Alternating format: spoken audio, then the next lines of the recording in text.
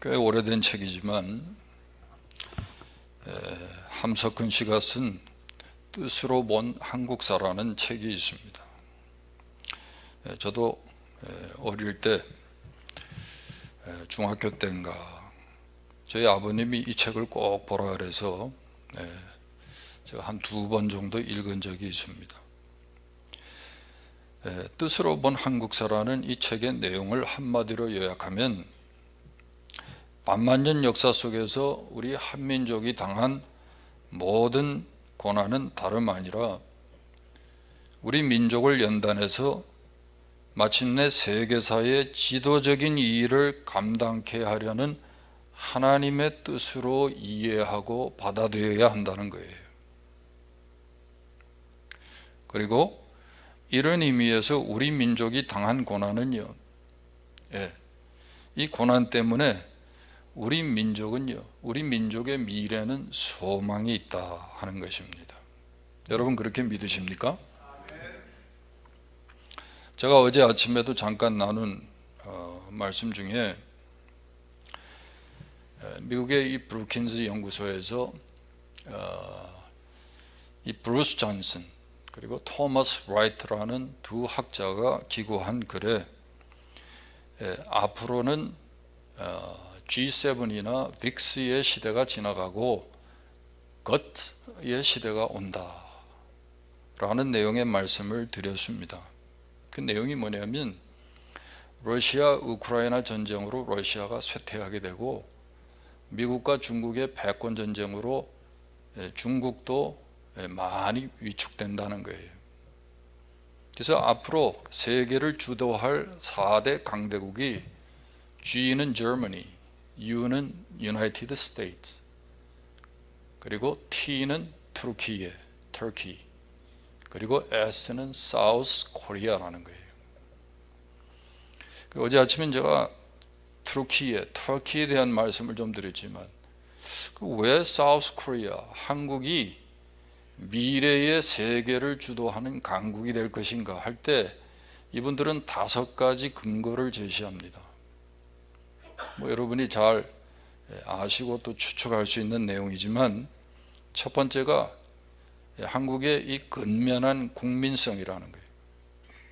그리고 두 번째가 정말 못 말리는 교육열이에요. 그렇죠?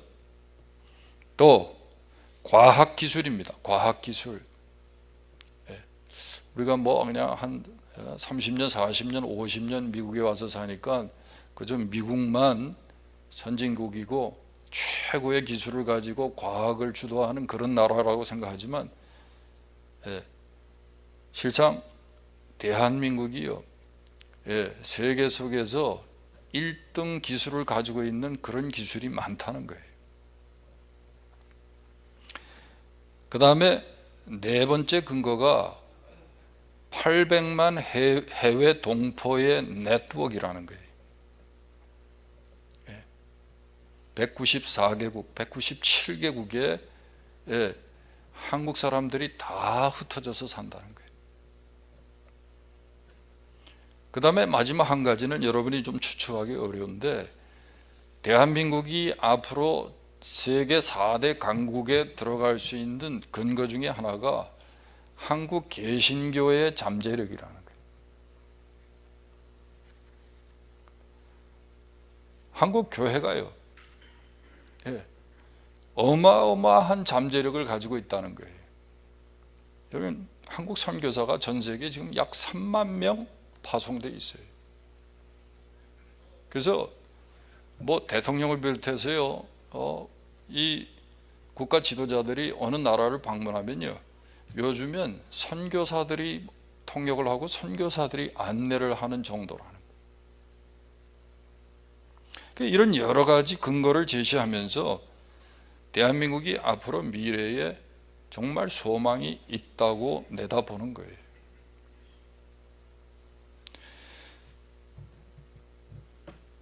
여러분 우리 그리스도인의 인생의 고난도요 마찬가지입니다.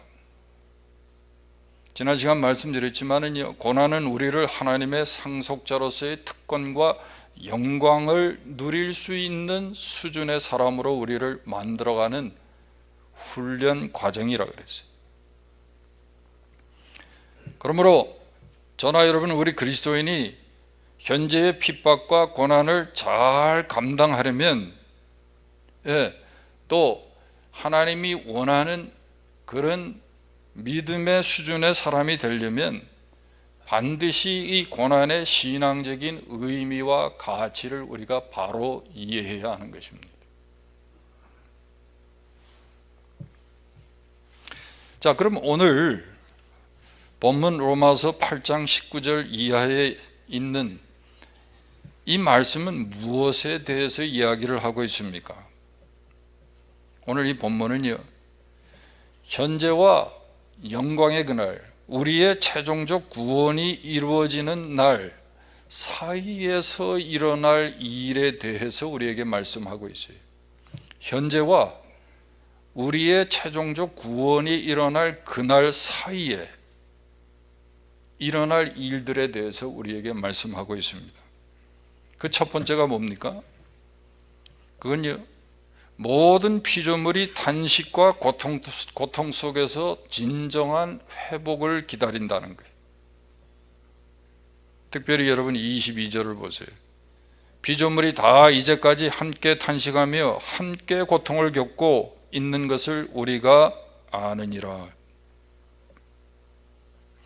물론 여기 피조물이 탄식한다 했을 때 이것은요, 의인법이라는 수사법이죠. 특별히 이 피조물을 사람이나 천사가 아닌 식물과 동물, 그리고 무생물, 모든 비이성적 피조물로 우리가 보아야 돼. 그런데요, 이 피조물들이 우리의 구원이 완성되는 그날까지 불완전한 상태에서 탄식하면서 기다린다는 거예요. 모르겠습니다. 여러분 중에는 이 말에 동의가 되지 않으시는 분들도 있을지 몰라요. 그렇죠? 모든 피조물이, 자연 만물이 탄식하고 있다. 아니, 자연을 우리가, 자연 속에 여러분 우리가 걷게 되거나 우리가 거기에 머물게 되면 어떻습니까? 감탄사가 나올 정도로, 야, 정말 너무나 훌륭하다, 너무나 아름답다. 저도 한번 독일에 갔다가 잠시 국경을 넘어서 스위스 알프스 산 쪽에 마을에 가본 적이 있어요. 뭐 하나 아름답지 않은 게 없어요. 그 스위스의 그 산속에 그 조그만 집들도요, 동화 속에 나오는 집 같아요. 너무너무 아름다워요. 어떻게 산세가 다 그렇게 생겼죠? 그런 것들을 보면요, 뭐 흠잡을 데가 없어요. 아니, 자연이 탄식한다는 거, 이거 맞아? 맞는 표현이야? 이런 생각이 들 정도예요. 근데 여러분, 우리가 자연의 내면을 들여다보세요. 그러면요, 자연이 얼마나 깊은 탄식과 고통 속에 있다는 것을 우리가 깨닫게 돼요. 그래서 여기 20절에는 바울이 이렇게 표현을 합니다. 피조물이 허무한 데 굴복하는 것은 자기 뜻이 아니요 오직 굴복하게 하시는 이로 말미암음이라. 자연 만물이 정말 허무에 굴복하고 썩음의 종노릇하고 정말 고통하고 있다는 것을 우리가 알 수 있다는 거예요. 왜 그렇게 됐습니까? 다른 게 아니죠. 인간의 범죄와 타락 때문에 그런 거예요. 그래서 창세기 3장 17절 18절에 보면 이렇게 말씀하고 있어요. 땅은 너로 말미암아 저주를 받고 너는 내 평생에 수고하여야 그 소산을 먹으리라. 땅이 내게 가시덤불과 엉겅퀴를 낼 것이라. 사람이 죄를 짓고 타락하니까요, 자연 만물도 저주를 받아서 자연의 그 아름다움을 잃어버리는 거예요.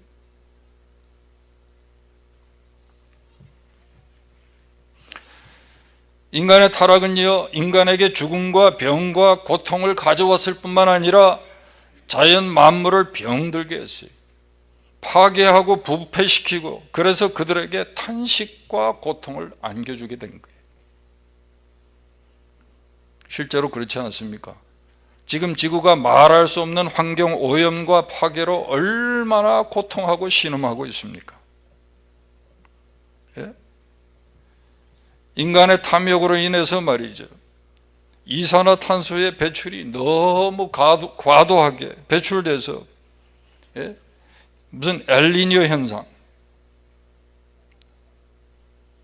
이런 것으로 지구가요 지금 얼마나 몸살을 앓고 있습니까? 예? 홍수에다 가뭄에다가, 예? 제가 아프리카에 가보니까 가뭄이 얼마나 심한지, 예? 사막화 현상이 막 일어나요. 지난주에 우리가 오고 나서 백인식 선교사님, 목사님 드디어 기다리던 비가 온다고 그러고 연락이 왔어요. 근데 2년 넘게요 비가 오지 않아 가지고 저희가 한 열흘 가서 거기 왔다 갔다 하는데요, 아주 길가에 이 동물의 사체들이요, 예? 동물의 사체들이 아주 즐비해요. 뭐 기린이며 무슨 뭐 얼룩말이며 원숭이며 뭐 집에서 기르는 가축들이 그냥 다 넘어져 있어요. 다 자빠져 있어요. 사람들도 먹질 못해가지고 소유 받아 먹고 사는데, 특별히 마사이족들 다 살이 빠져가지고.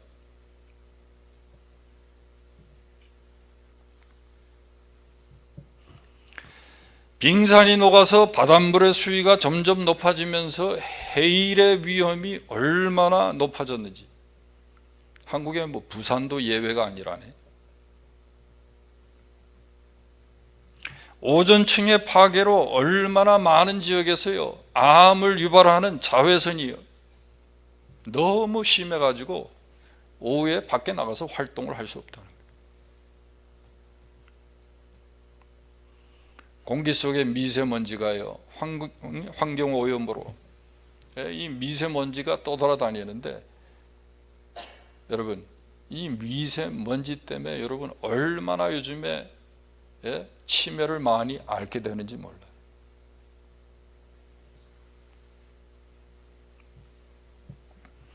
실제로 어떤 통계를 보니까 현재 지구상에 800만 종의 동식물 가운데 100만 종이 멸종 위기에 있다는 거예요. 식물의 68%, 양서류의 41%, 파충류의 22%, 포유류의 25%가 멸종 위기라는 거예요. 아마 이 뉴스는 여러분이 들으셨을 거예요. 2019년에 있었던 건데, 인도네시아 해변에 고래 한 마리가, 고래 이 사체가 말이죠 해변에 밀려 나왔는데, 그 고래의 배를 갈라서 보니까 그 고래 배 안에서 말이죠 플라스틱 컵이 115개, 플라스틱 병이 4개, 비닐봉지가 25개, 샌들이 2개 나왔다는 거예요.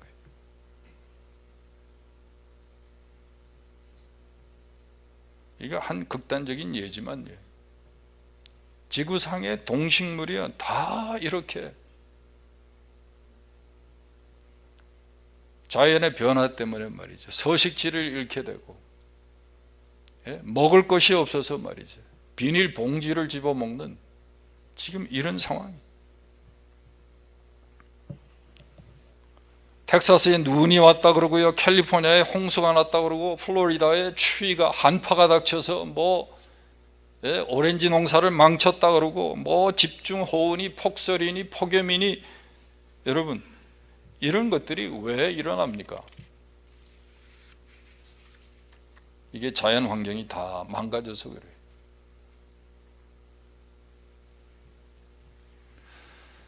근데 단순히 여러분 우리가 눈으로 보는 것, 이 현상적으로 나타나는 것이 다가 아니에요. 물리학자들은 이렇게 주장합니다.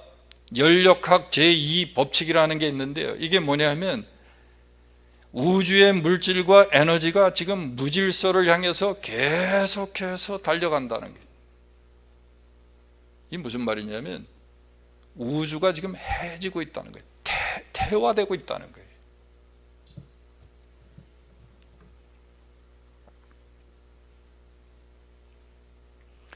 자연 만물이 점점 해지고 있는 거예요. 다 태화되고 있는 거예요. 이런 사실 때문에 바울은 다른 모든 자연 피조물도요, 하나님의 아들들에 나타나는 것을 고대한다고 말한 것입니다. 다시 말하면 그리스도가 재림하실 때 우리 신자가 영광스럽게 변화하여 나타날 것을요, 자연 만물도 기다린다는 거예요. 왜 그럴까요? 계시록 21장 5절에 보면 보라 내가 만물을 새롭게 하노라, 그렇게 말씀해요. 무슨 말이에요? 마지막 때 예수님께서 재림하셔야, 그때야 자연도 피조물도 비로소 허무와 파괴와 오염과 태화로부터 벗어나 원래 하나님께서 창조하셨을 때의 진정한 모습, 그 아름다운 모습을 회복할 수 있다는 거예요. 예수님 다시 오셔야 새하늘과 새 땅이 이루어지고 원래 창조 때의 그 본 모습, 그 아름다움을 회복하게 되기 때문에 자연 만물도요, 구원의 최종 구원의 날, 하나님의 아들들이 영광스럽게 되는 그날, 우리가 하나님의 상속자의 자리에 서는 그날을 기다린다는 거예요. 그때까지 자연 만물은 신음하는 거예요. 탄식하는 거예요.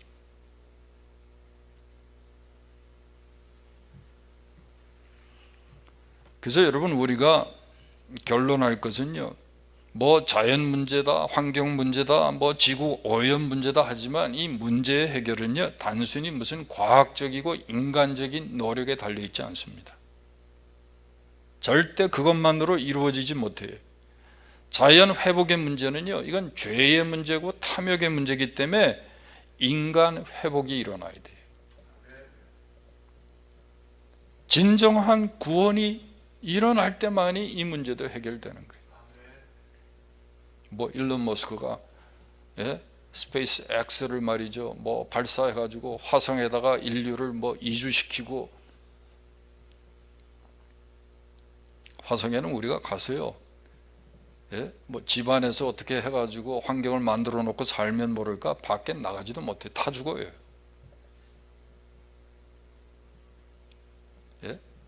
화성으로 이주하는 게 지구의 문제를 해결하는 게 아니고 인간이 회복이 돼야 돼요. 인간의 회복은 어떻게 가능합니까? 죄 문제가 해결되죠. 철학으로, 과학으로, 종교로 이 문제 해결할 수 있습니까? 오직 예수 그리스도만을 통해서 해결되는 거예요. 예수를 믿고 그분이 우리 안에 들어와 계실 때만이 인간 회복이 가능한 거예요. 구원이 가능한 거예요. 예수 그리스도만이 인간의 회복자이고 자연 만물의 회복자예요. 여러분, 자연 문제, 인간의 죄 문제 해결은 예수 그리스도 떠나서는 절대 불가능하다는 사실을 우리는 알아야 되는 것입니다. 그래서 여러분, 뭐 환경 문제 해가지고 뭐 페트병 주스로 다니고 뭐 전기 자동차 타고 그것만 해서는 안 돼요. 우리 그리스도인들은요, 자연 환경 문제에 대해서, 보호에 대해서 관심이 있다면 더 열심히 그리스도의 복음을 전해야 되는 거예요.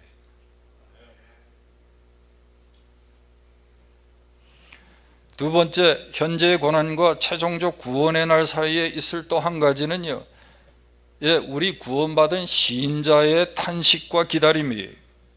23절에 보세요. 이뿐 아니라 또한 우리 곧 성령의 처음 익은 열매를 받은 우리까지도 속으로 탄식하여 양자될 것, 곧 우리 몸의 속량, 우리 몸의 구속을 기다리느니라. 왜 구원받은 우리 그리스도인들도 똑같이 탄식해야 합니까?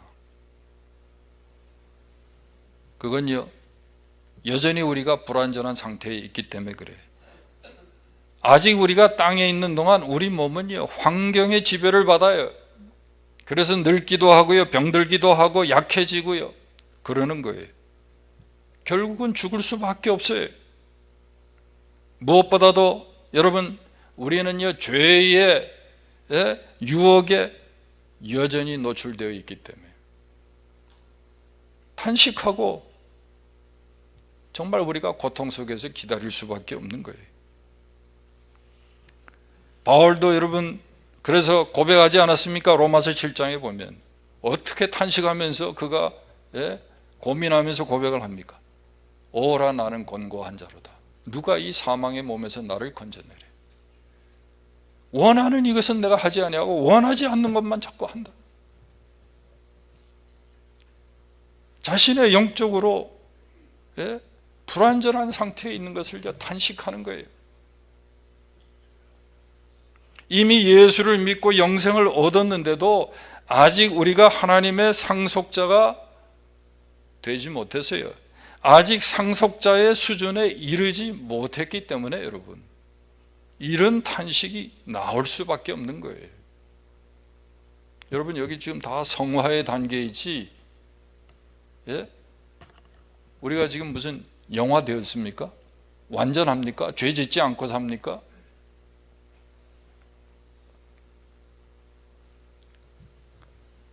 여러분, 우리가 죄에 넘어질 때마다, 연약해서 넘어질 때마다 얼마나 탄식합니까?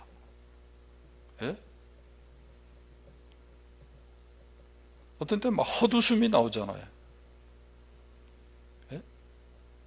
야, 내가 이런 죄를 또 짓네.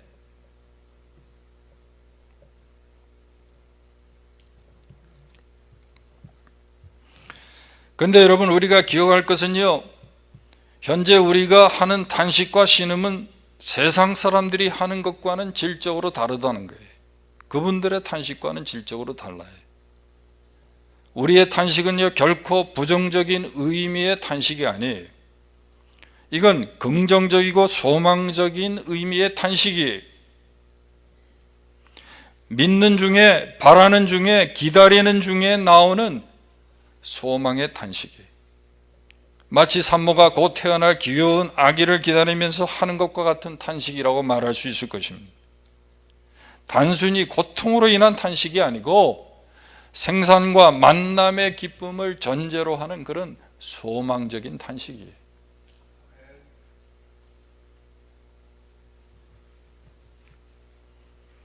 근데 여러분, 우리가 이러한 탄식 중에도, 고통의 상태에서도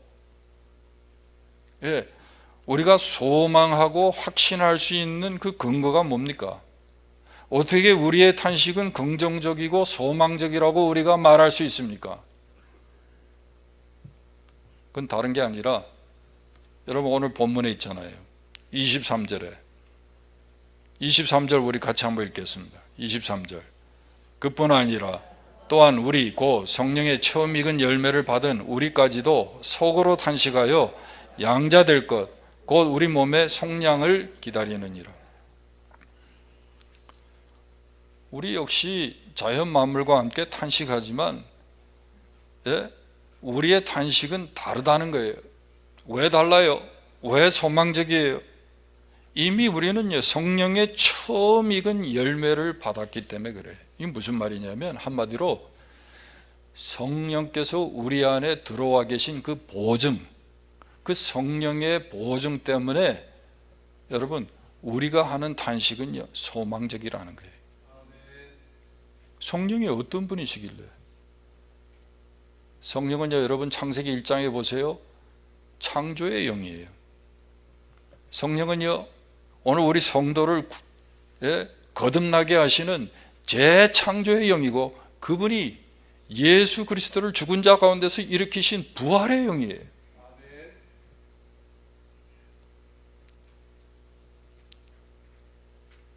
그 능력의 영, 성령께서 우리 안에 들어와 계시다는 그 사실, 성령의 보증이 있기 때문에 우리가 하는 탄식은 긍정적이고 소망적이라는 거예요.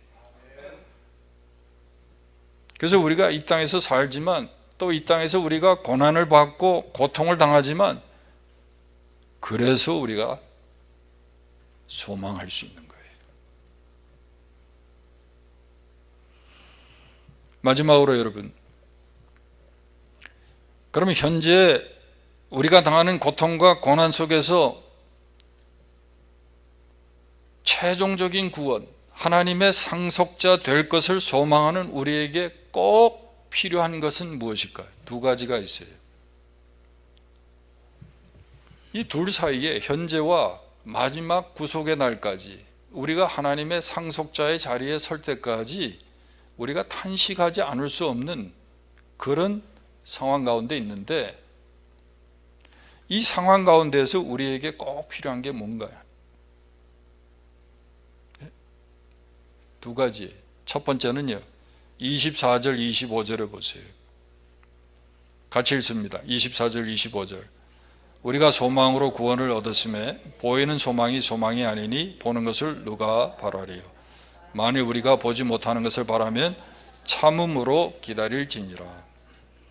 참음으로 기다리는 게 필요해요. 여러분, 우리에게 소망이 있습니까? 그러면요, 이 소망이 소망되기 위해서 잘 참고 기다려야 돼요. 앞에 있는 것을 바라보고 나아가는 자는 반드시 인내해야 돼요. 기다려야 돼요. 사실 참 믿음을 가진 사람에게 인내와 기다림은 어려운 것이 아닙니다. 왜냐하면 기다리지 못하고 참지 못한다는 것은요, 그것은요 믿지 못하기 때문에 그래요.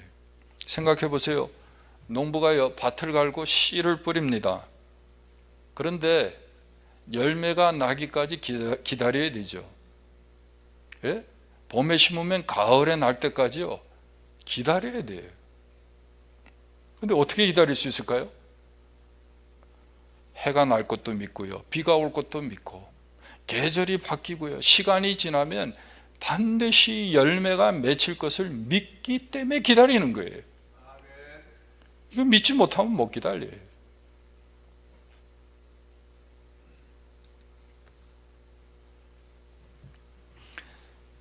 여러분, 정말 우리가 소망을 가지고 있다 그런다면 여러분, 믿고 참고 기다려야 돼요. 기다리지 못하는 게 문제예요. 조급성이 문제예요. 레위기 19장에 보면요 아주 재미난 말씀이 있어요. 이스라엘 백성이 가나안 땅에 들어가서 살게 될 때 하나님께서 이스라엘 백성에게 여러 가지 규례를 주십니다. 피 있는 거 먹지 마라, 뭐 이런 것부터 해가지고, 농사하고 관계돼서는요 밭에서 추수할 때 다 거두지 말고 한 귀퉁이는 그냥 남겨두라는 거예요. 포도원에서 포도를 딸 때 포도 다 따지 말고 내버려 두라는 거예요. 나그네가 먹든 새들이 와서 먹든 좀 내버려 두라는 거예요. 종자를 뿌릴 때 종자를 섞어서 뿌리지 말라는 거예요. 근데 재미난 게요, 보시면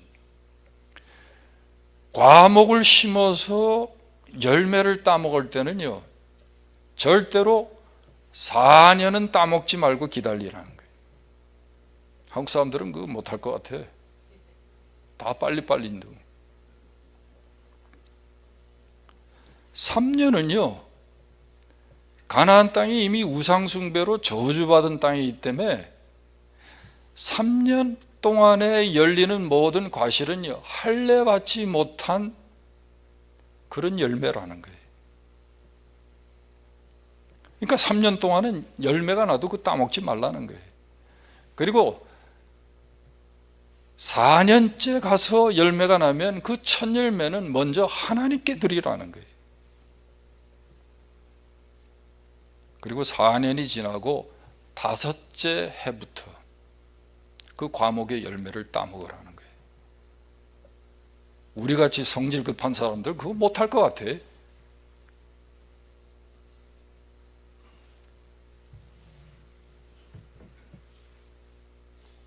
이스라엘 백성이 40년을요 광야에서 매일같이 하나님이 거저 주시는 그냥 만나를 거두어 가지고 먹었잖아요. 자동. 예? 더도 말고 그냥 하루만 기다리면 그냥 자동으로 하나님이 먹을 걸 주셨어요. 그렇게 훈련된 사람들이 4년을 기다려 가지고 5년째 과실을 먹어요? 이거 결코 쉽지 않았을 것 같아요. 더군다나 자기 손으로 심고 자기 손으로 가꿨는데 그걸 기다려요?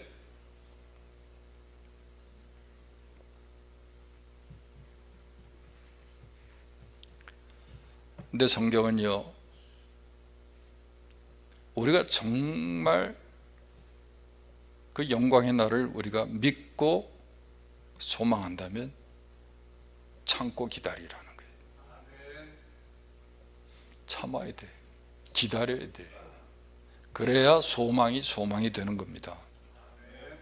소망이 되는 거예요. 예? 애가 잉태돼 가지고 10개월이 돼서 나와야지요. 한 5개월이나 6개월 만에 돼서 나오면요, 이거 잘못하면 여러분 재앙이 됩니다. 끝까지 기다려야 돼.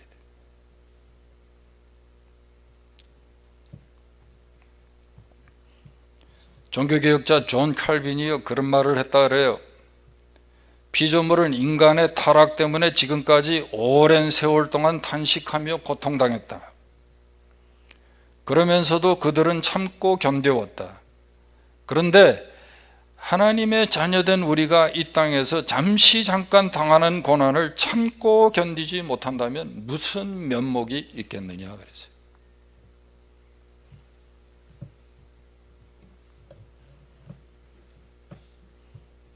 교회 떠나는 사람들 보니까 다 참을 만큼 참았다 그러더라고요.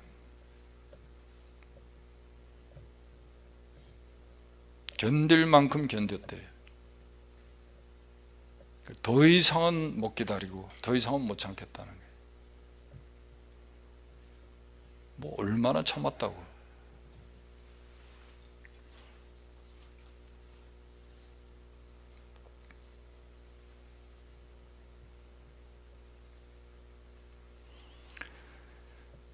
소망이 소망되기 위해서 우리가 기다릴 줄 알아야 돼요. 두 번째, 우리의 소망이 소망되기 위해서 현재의 고난과 고통 속에서 여러분 우리가 정말 참고 기다리기 위해서 필요한 건요, 하나님의 말씀이에요. 여러분 로마서 15장 4절 앞에 있습니다. 화면 보시면 돼요. 한번 다 같이 읽겠습니다. 전에 기록한 바는 우리의 교훈을 위하여 기록된 것이니 우리로 하여금 인내로 또는 성경의 위안으로 소망을 가지게 함이니라. 옛날 성경에는 성경의 안위로 그랬어요. 예? 성경의 위안이나 안이나 앞으로 가도 뒤로 가도 되고.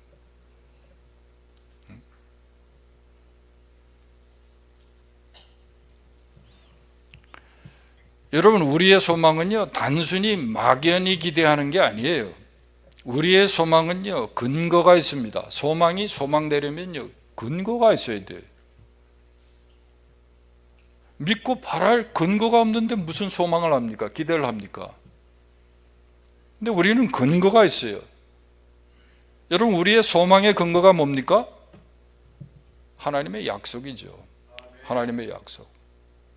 근데 그 하나님의 약속이 어디에 기록되어 있어요? 성경에 기록되어 있죠. 성경에. 우리가 그 하나님의 약속을 우리가 읽고 의지하고 믿을 때 그게 우리에게 위로가 되고 힘이 되고, 그래서 여러분 고난과 고통 중에서도 능히 우리가 하나님의 때까지, 영광의 그때까지 기다릴 수 있게 되는 거예요.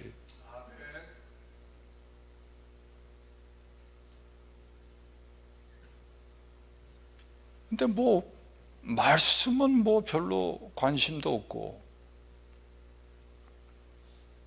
뭐 사람들이 안 찾아온다 그러고, 뭐 목사가 신방을 안 온다 그러고,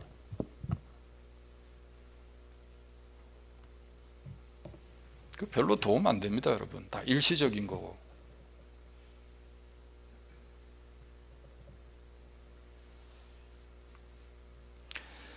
소망은요, 신실하신 하나님의 말씀, 성경을 근거로 하는 거예요.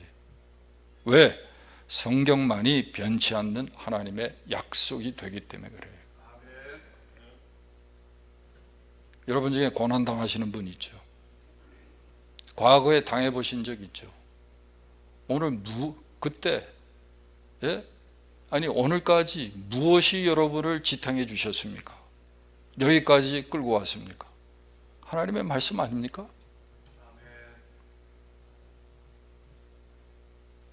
이사야 43장 1절 같은 말씀 보세요, 여러분. 1절과 2절. 야곱아, 너를 창조하신 이가 말씀하시느니라. 지금 말씀하시느니라.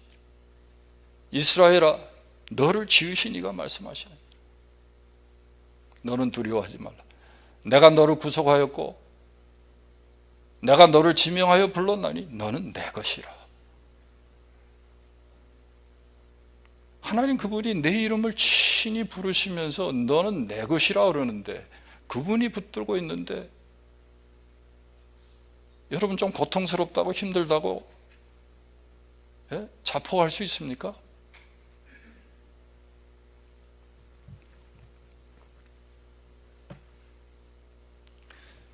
네가 물 가운데 지날 때에 내가 너와 함께 하리라.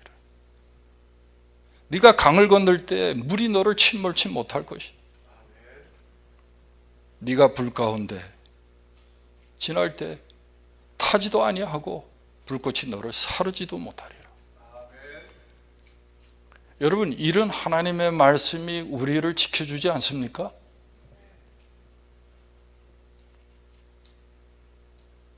하나님의 말씀이요, 고난 가운데 우리가 소망하는 소망을 끝까지 소망할 수 있도록 위로하고 우리를 붙들어 주는 거예요.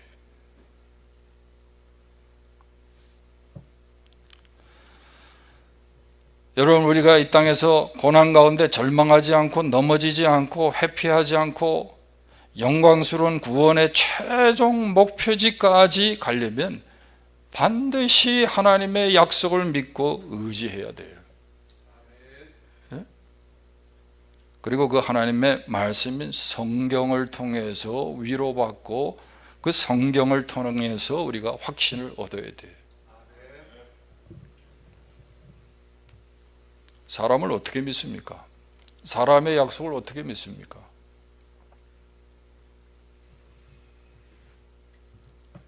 저는 누구도 사람의 말을 믿지 않습니다. 예? 믿어주는 거지, 예? 거기에 제가 제 인생을 걸지 않습니다. 말씀을 맺습니다. 저와 여러분은 모두가 영광스러운 구원의 날을 기다리고 있어요. 그런데 여러분, 오늘 현재 우리가 당하는 그 고난의 과정을 우리가 잘 통과해야 돼요. 그 자리까지 가려면. 그래서 소망과 인내가 필요해요. 그리고 무엇보다도 여러분, 우리가 소망하고 인내하려면요, 하나님의 이 약속의 말씀을 우리가 의지하고 그 말씀에서 우리가 위로를 받아야 그 마지막 최종 목표지까지 갈 수가 있는 거예요. 누구나 여러분 하나님의 상속자의 영광의 자리에까지 갈 수 있는 게 아닙니다. 예. 하나님의 약속의 말씀을 붙들고 그 말씀의 위로를 받아서 참고 기다릴 때만이 우리가 그 자리까지 갈 수가 있는 거예요. 오늘 이 말씀을 받고 여러분, 우리가 어떻게 살아야 하는지, 고난이 닥칠 때 우리가 어디서 위로받아야 하는지, 여러분 오늘 말씀을 통해서 주시는 성령의 음성을 듣는 저와 여러분 될 수 있기를 주님의 이름으로 축원합니다. 기도하겠습니다. 하나님 아버지, 오늘도 우리에게 이 땅에서 살아가는 동안 당하는 모든 고난과 고통의 문제를 말씀 안에서 위로받으며 해답을 얻게 하시니 감사합니다. 주님이 부르셨사오니 끝까지 책임지시고 은혜의 자리까지, 영광의 자리까지 저희들을 인도하실 줄 믿습니다. 그 자리까지 우리에게 주신 이 아버지 하나님, 하나님의 말씀, 약속의 말씀 끝까지 붙들게 하시고 그 말씀만 의지하게 하시고, 그래서 우리에게 당한 시험을 다 승리하며 주님 앞에 서는 하나님의 백성들이 다 되도록 주님 도와 주시옵소서. 예수님의 이름으로 기도하옵나이다. 아멘.